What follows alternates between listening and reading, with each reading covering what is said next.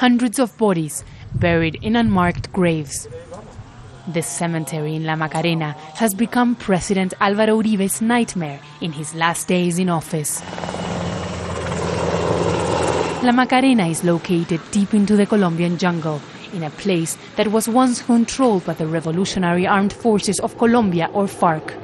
Human rights groups claim that there could be up to 2,000 bodies buried here, right behind the largest Colombian military base in the area. The government claims the dead were guerrillas, but people in the area say many were innocent civilians. Edison Cuellar is a human rights activist and a lawyer. The attitude of the Colombian authorities has been very weak. They attempt to cover up. The military has buried these people, so as time goes on we could lose the DNA, and we may never identify them. After the peace process with the FARC fell apart in 2002, Alvaro Uribe came to power and declared a frontal war against the rebel group.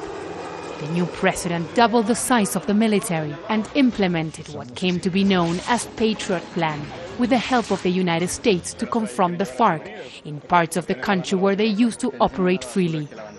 La Macarena is known as a consolidated area, a place where guerrillas were pushed outside from this area and reclaimed by Colombian authorities. But this mass grave that human rights groups say could be the largest in the country begs for the question, is the price for security too high?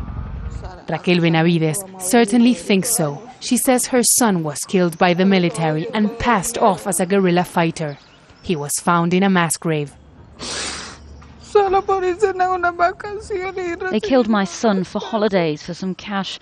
They killed him so that the government would get more money from abroad. I feel anger because my son was an educated person and he was the light of my eyes.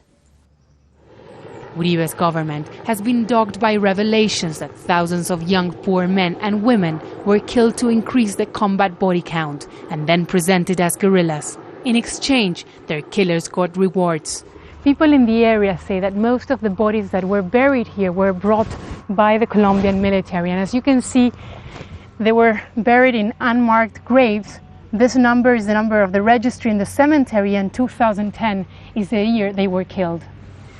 The president visited the area to reaffirm his support for Colombia's military. Terrorists have different ways. Through their spokespeople, they come here to La Macarena to try to find ways to discredit the public force and accuse it of human rights violations.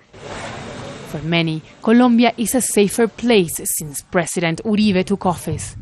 But the cost of that calm will be debated as Uribe leaves office with serious questions over his government's human rights record.